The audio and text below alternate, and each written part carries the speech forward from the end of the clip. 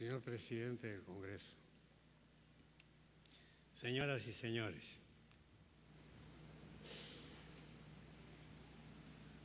ahí se sentaba Laiza. Fue senador durante muchos años. Dio lecciones en todo este recinto. Quizás, si las que más se recuerden sean las de su presencia en el Congreso Constituyente, pero el hombre que fue maestro desde joven, maestro también fue en esta casa. Y esta casa todavía respira las lecciones de su pensamiento, pero sobre todo el ejemplo de su conducta. Hombre intachable, correcto, nunca engreído a pesar de su capacidad, de su extraordinario talento, fundamentalmente maestro, espejo de conducta, respetuoso de lo ajeno, orgulloso de lo propio. Por eso estamos rindiéndole aquí el homenaje que se merece un hombre que fue ejemplo extraordinario en la conducta política del Perú.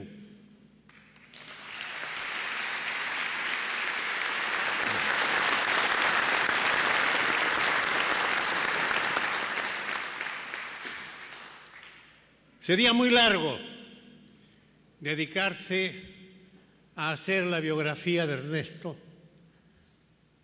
que en este momento corresponde fundamentalmente al orgullo sentido por su familia, sintiendo que el progenitor común sirve de ejemplo a la patria. Da gusto nacer así, pero es que él también nació así. Nadie puede entender a Ernesto Laiza si no conoce sus orígenes. Su abuelo, don Narciso, que era Narciso Laiza y Rivero, casó con doña Elena Pasoldán Unanue, y por eso en sus venas corrieron la sangre de los Pasoldán, juristas, de los Rivero, ejemplo cívico, con don José Luis, de quien era primo, y de los Unanue, que fueron saber en la etapa en que la independencia del Perú exigió que don Hipólito trazara los caminos señalados en esa institución extraordinaria que fueron los amantes del país y en ese órgano extraordinario que fue el Mercurio peruano. Esa sangre fue la que recibió Ernesto, pero no la recibió en directo, sino a través de un filtro extraordinario. Dice en su diccionario biográfico don Pedro Pasoldán que don Francisco Laiza, padre de Ernesto, era un ejemplo de modestia y un extraordinario ejemplo de capacidad. Elegido, designado ministro en el primer gobierno de Leguía, ministro de Fomento, lo fue también en el gobierno provisional del año 14 de Benavides, y Pardo don José también lo pidió. Pero su tarea fundamental, independientemente de la cátedra y la docencia, la tuvo como prefecto de Loreto.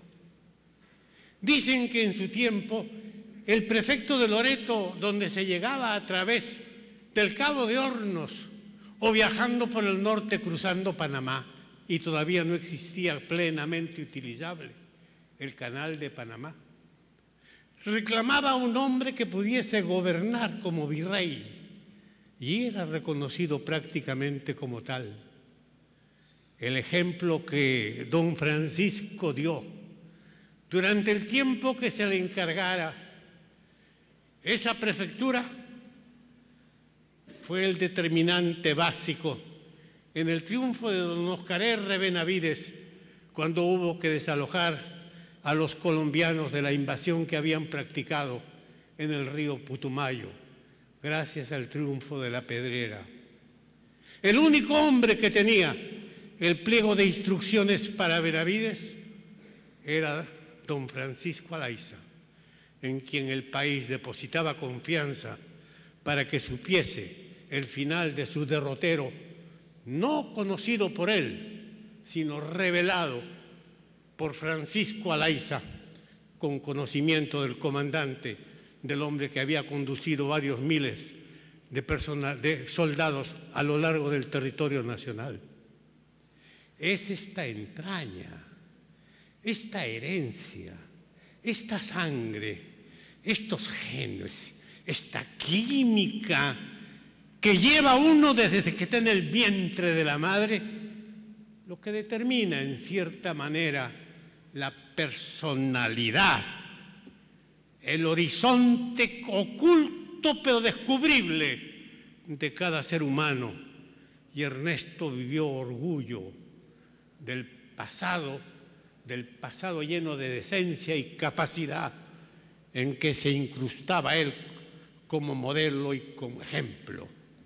Por eso, Alaiza brilló desde el vientre de su madre, doña Ernestina. Dice Polar, en un ensayo sobre Alaiza, que recibió un día, joven ya universitario, el pedido de su madre: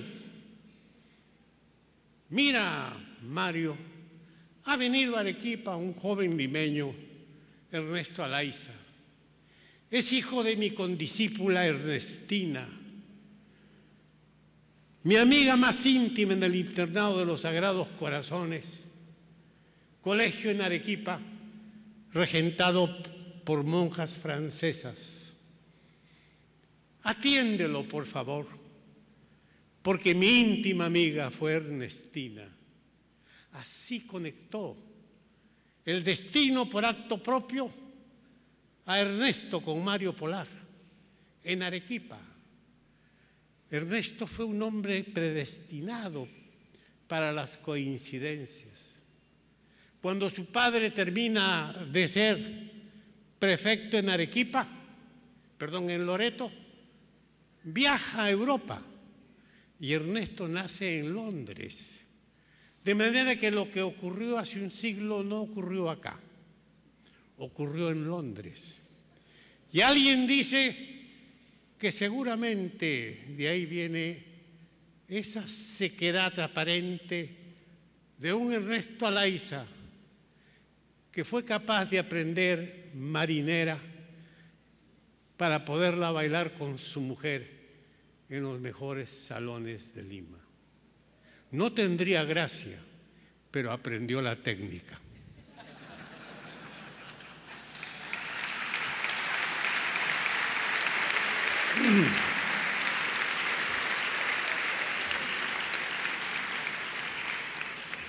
Hay pues en Ernesto una prosapia que nace, y rogaré que me corten en cuanto sea necesario, porque yo una vez que agarro pista sigo.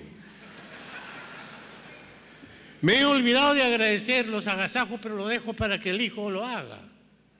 No me toca agradecer, más bien las palabras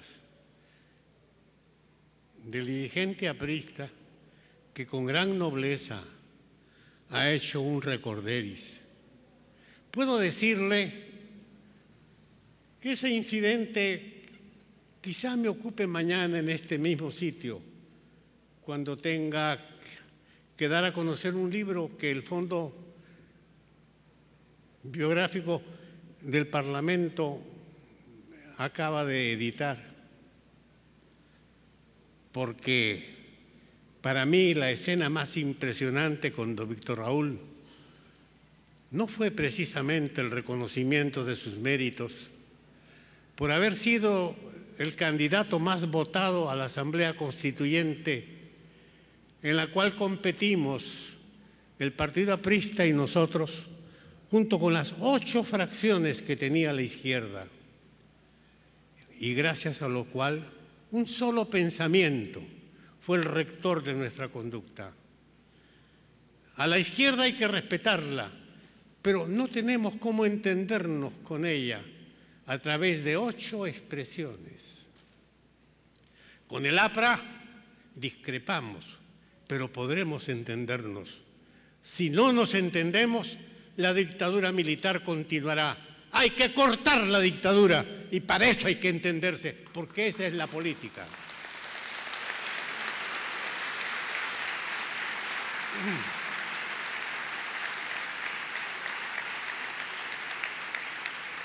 Pero para mí el momento más importante fue cuando terminadas las labores de la Constituyente y había que promulgar la Constitución, ya llegó la procesión. Mi mujer me va a condenar si no la ve. Cortamos para que el señor presidente pueda poner fin a esta reunión en la que la persona de Adayza, ejemplo que perdurará, seguirá iluminando cuando, ojalá, el país retorne al viejo Senado y en esta sala nuevamente vuelvan a escucharse el eco de voces como el que Verdejo trajo al recinto sentándose en ese sitio, junto a Mario Polar y cerca de Prialé. Muchas gracias.